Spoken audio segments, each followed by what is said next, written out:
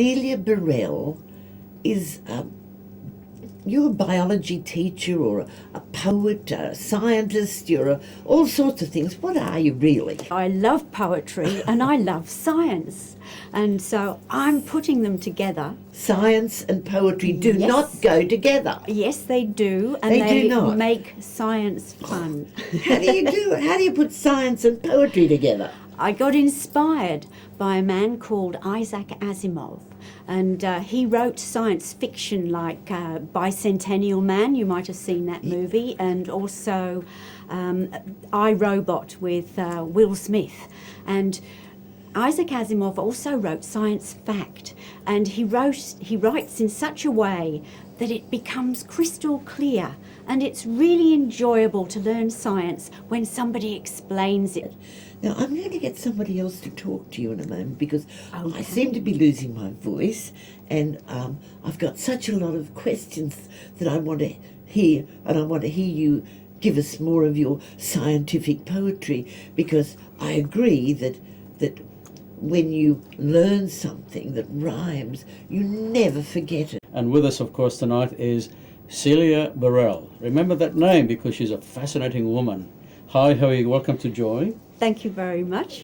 You've been on the show a couple of times before. Thank you, yes. And a lot of the audience look forward to hearing poetry that you yourself write.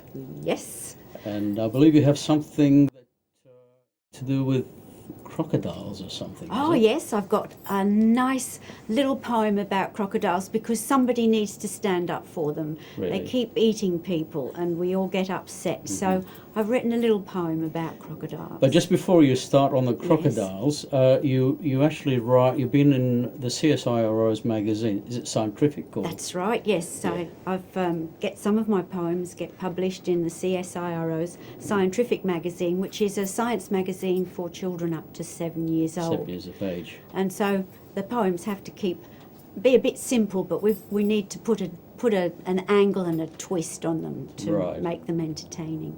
So what's the name of this one you're going to give us tonight? This one is called Crocodina. Crocodina.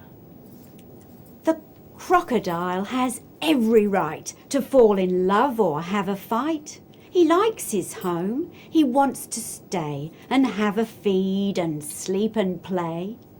But better not get in his way, or you won't see another day. So when you travel our great land, respect this resident so grand, and don't go swimming where he hides, among the rivers, banks and tides. It's not his fault that tourists may taste just like Crocky's takeaway. That was wonderful. Would you like one about concrete? I've got a boss and he dictates reports to me, and sometimes he uses the word cement driveway, and I keep trying to correct him now because I've learnt the difference between cement and concrete. And the reason I know it now is because I've done this poem called Don't Eat Concrete. I think we'll make a concrete cake. It doesn't have to oven bake. It cooks itself and gets quite warm when curing to its dry hard form. We'll need to scoop and stir and fold ingredients in a mixing bowl. Cement and sand and gravel make the contents of a concrete cake.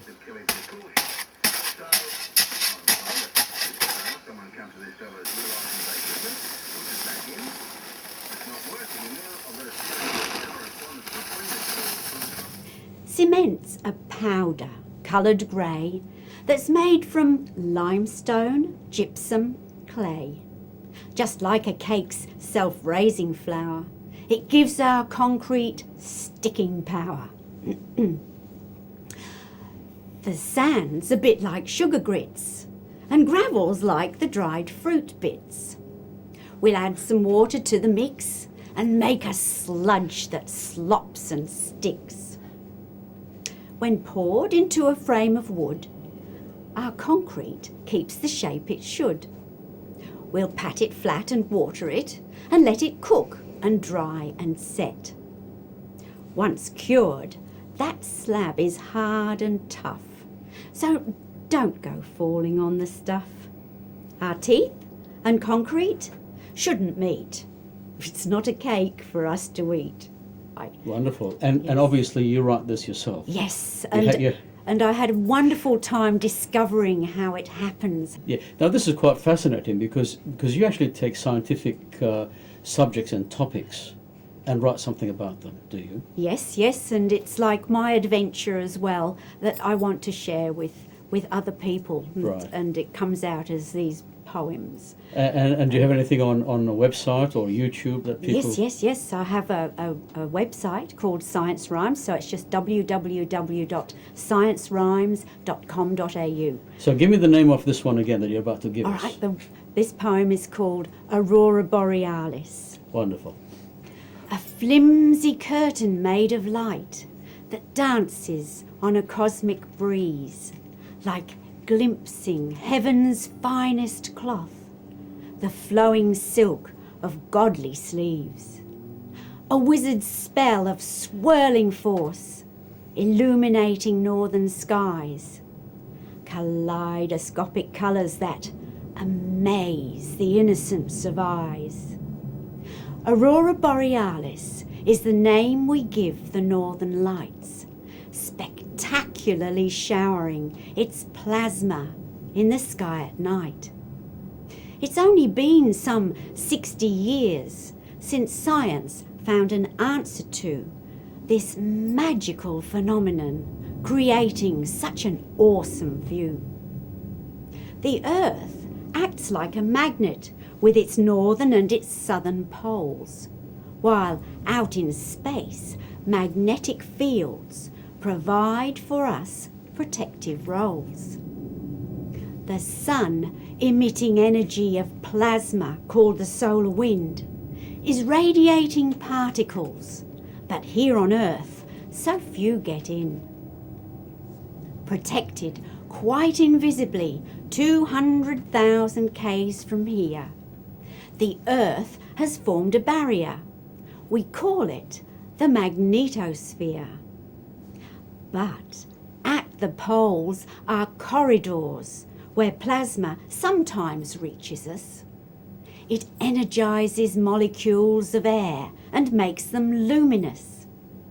Reacting with the oxygen, the plasma flashes green and red, while molecules of nitrogen cause violet to flash instead.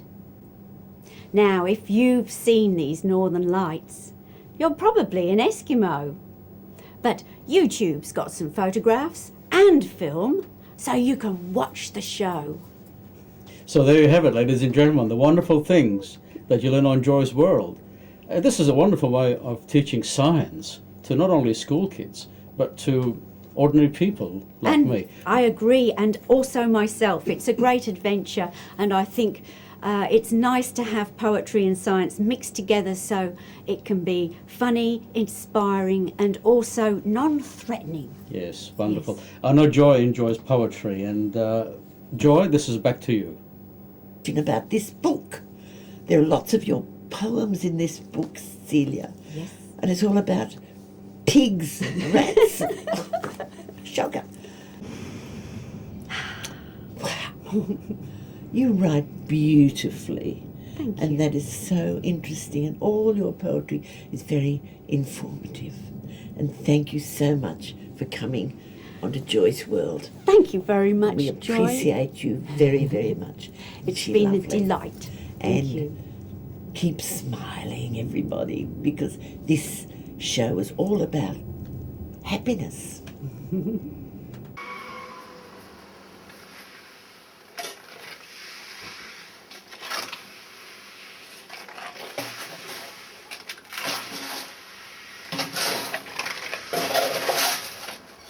What do you want me to talk about?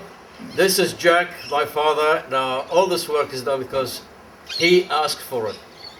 In fact, all we have to do now, Jack, is wait an hour or two until the concrete dries somewhat before we can do the final finish. Okay, believe it or not, Robic did a very marvelous job, the concrete thing.